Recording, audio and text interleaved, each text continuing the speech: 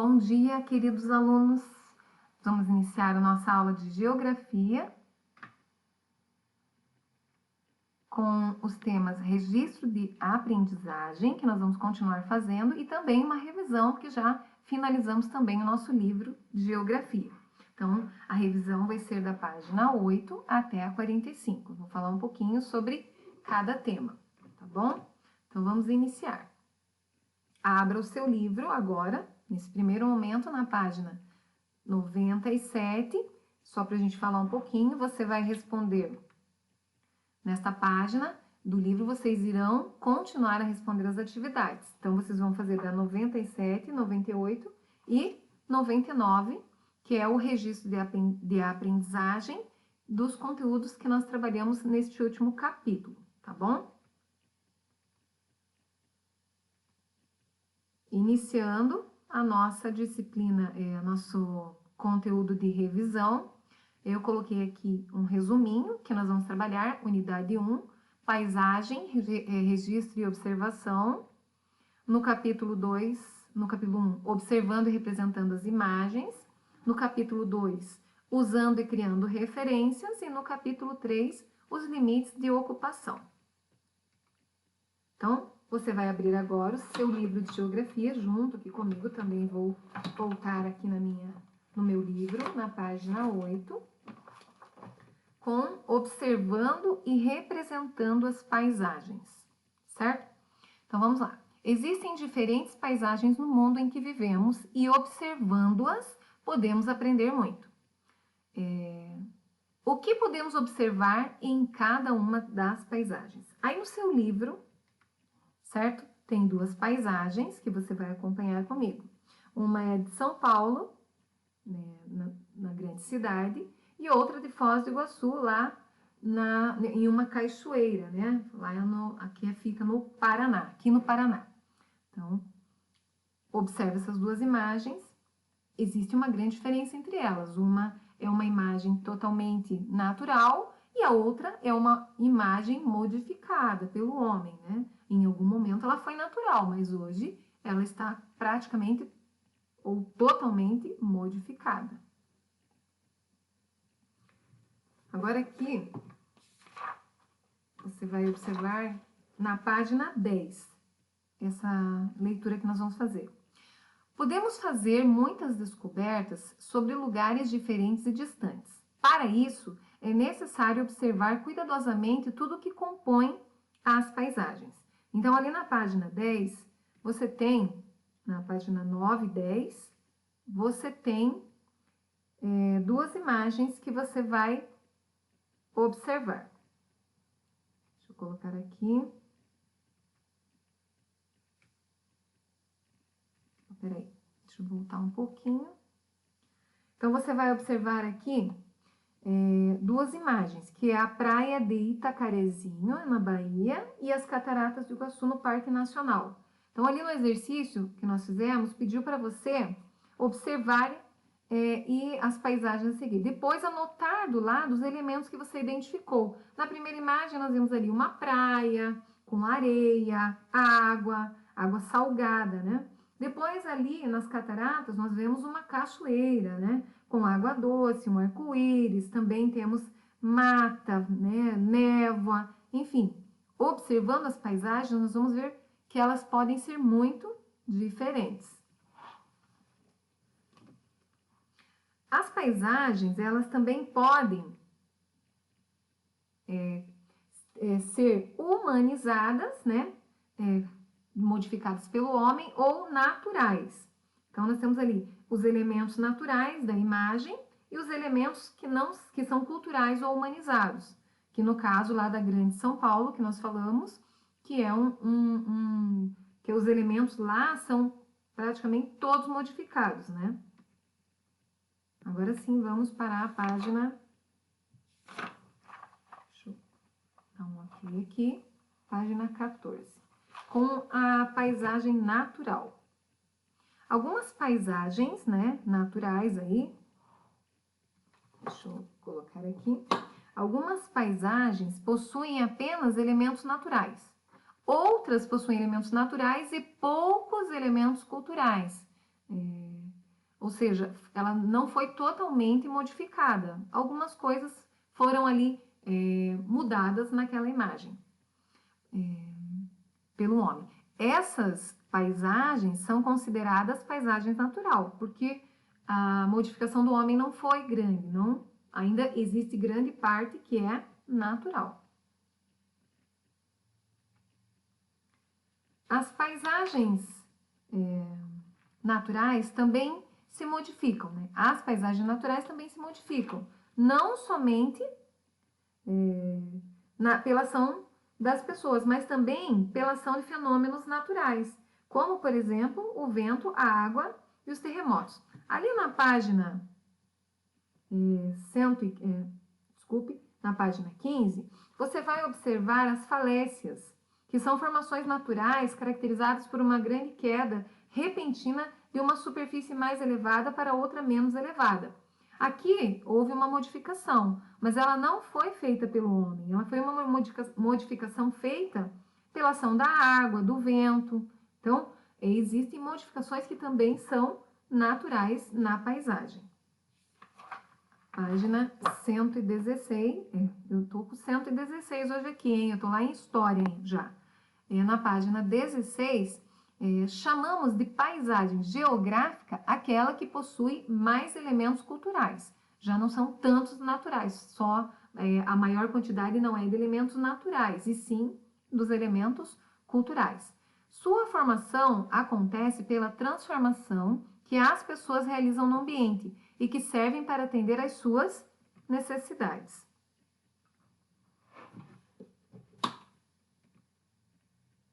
Por exemplo, aqui na página 17, um dos motivos que faz o ser humano transformar as paisagens é a necessidade de aproveitar os elementos da natureza para sua sobrevivência. Por exemplo, lá, o solo, o ar, a água, as plantas e outros seres vivos são exemplo disso. Para utilizar esses espaços, o ser humano deve se preocupar em como vai transformá-lo. Porque hoje nós já estamos nos preocupando mais com isso, né? Nós modificamos, mas com o cuidado de não destruir tanto o meio ambiente. Até porque já chegamos no limite de tudo isso. Então, ali, nós temos na página 17 algumas imagens. Como o homem pode transformar a paisagem de maneira sustentável? Observe a seguir diferentes transformações das paisagens. Por exemplo, as queimadas das plantações de cana-de-açúcar prejudicam o solo e poluem o ar. Já do lado, a queimada da cana-de-açúcar é proibida, né, por lei no estado de São Paulo. E há um estímulo à colheita mecanizada. Então, em vez de queimar, eles vão lá e colhem para não precisar queimar, porque sabem que essas queimadas prejudicam e poluem o ar, né? Prejudicam o solo e ainda poluem o ar. Na parte de baixo, nós temos a fumaça das chaminés das fábricas que poluem também muito o meio ambiente, o ar, né? A atmosfera. Então, hoje, ali na página 17, você acompanhando comigo, nós já temos os filtros que são colocados nas chaminés, que é uma forma de poluir menos. Vamos pular para o próximo slide.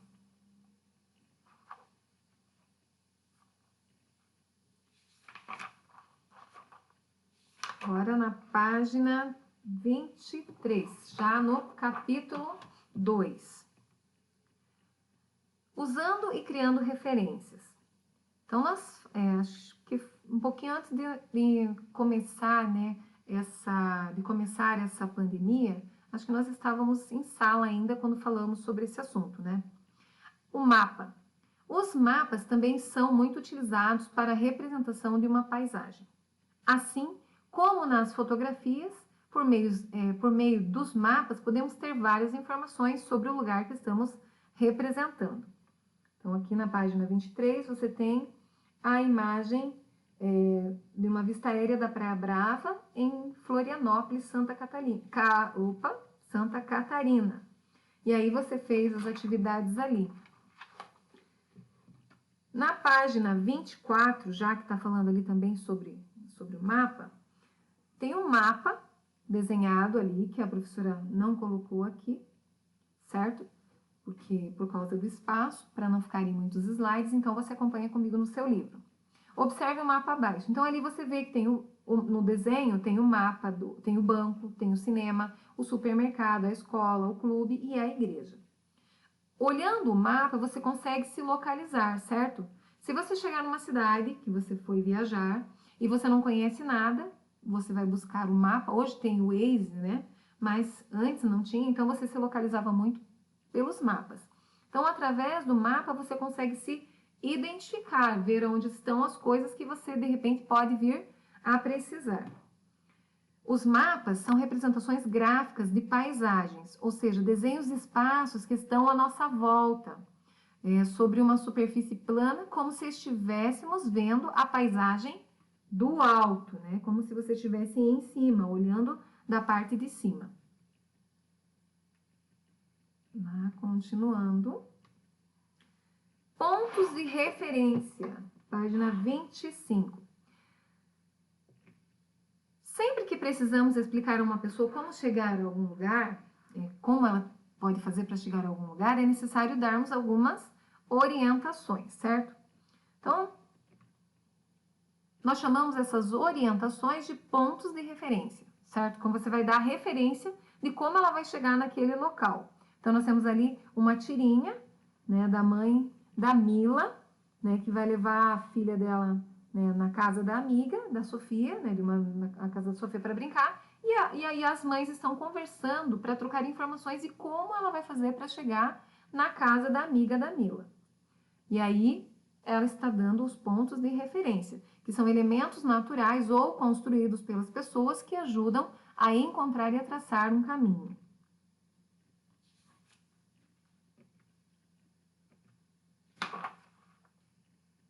Falamos sobre os pontos de referência. Agora, vamos falar sobre a maquete, na página 29. A maquete não deu tempo, né, de nós fazermos, era para vocês, vocês se levaram como atividade para casa, mas acabou que aconteceu tudo isso e nós não conseguimos fazer, né? Então, vamos voltar um pouquinho nesse assunto.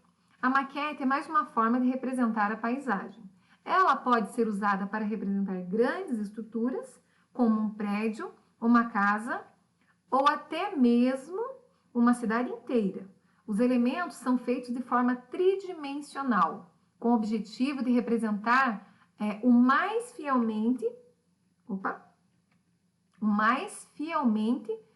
possível a paisagem abaixo, né? A paisagem que você quer representar. Então, nós temos ali uma maquete da mini cidade de Treze Tilhas, colonização austríaca em Santa Catarina. Então, lá, eles fizeram uma maquete da cidade.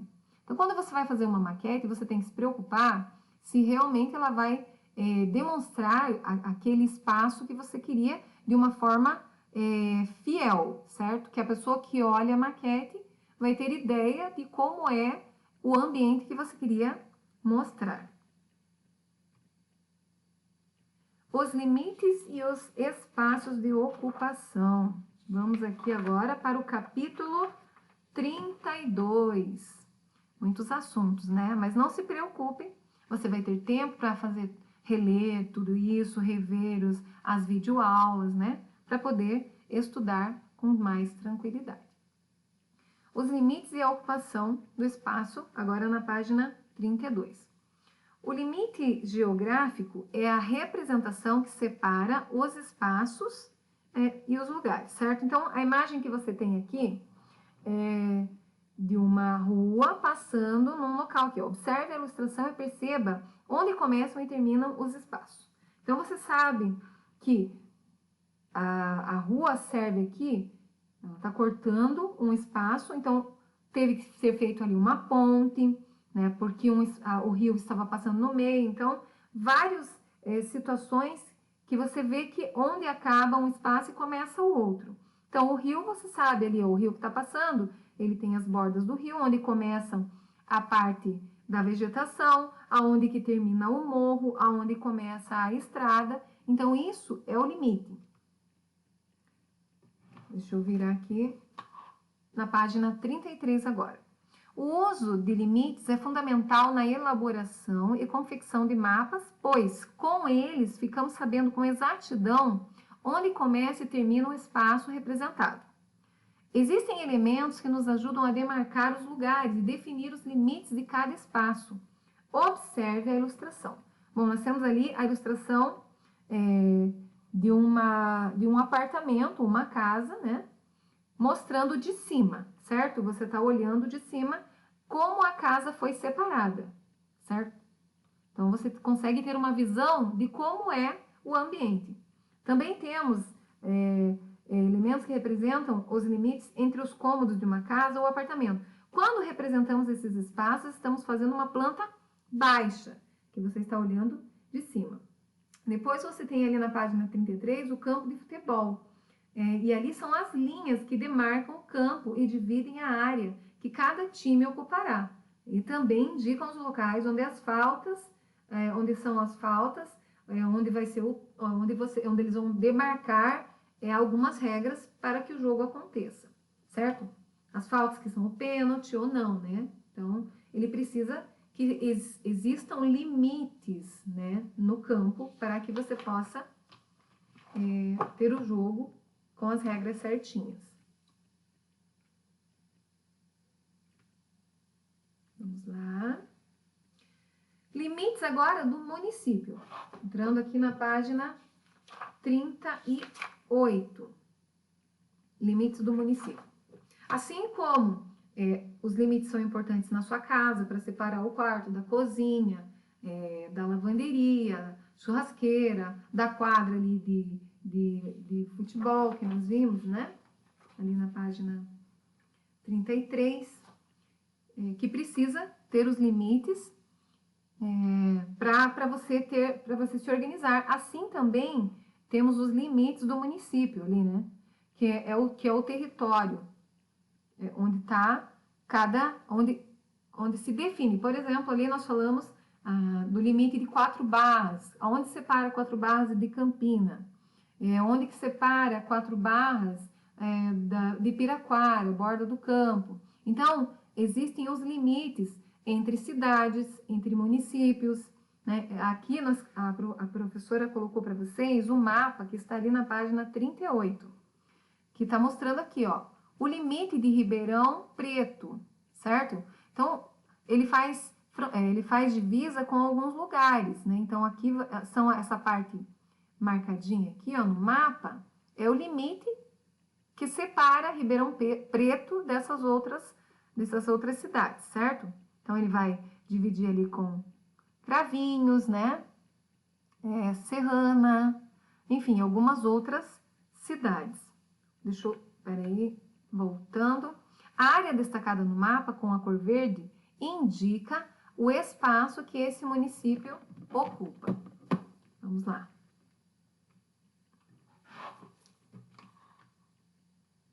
O que compõe os limites do município?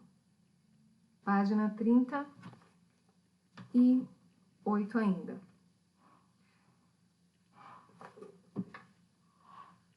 O município, 39 já. O município é uma divisão de território que tem suas próprias leis e governos, certo?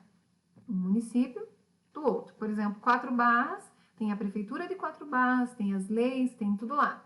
Aí tem a prefeitura de Piraquara, a prefeitura de Campina Grande do Sul, certo? Cada uma delas tem suas regras, suas leis, certo? E tudo isso são limites do município. Dentro do limite do município, podemos encontrar o espaço rural e também o espaço urbano. No Brasil, as prefeituras que representam o poder do município localizam-se na área urbana chamada cidade. As prefeituras ficam na cidade.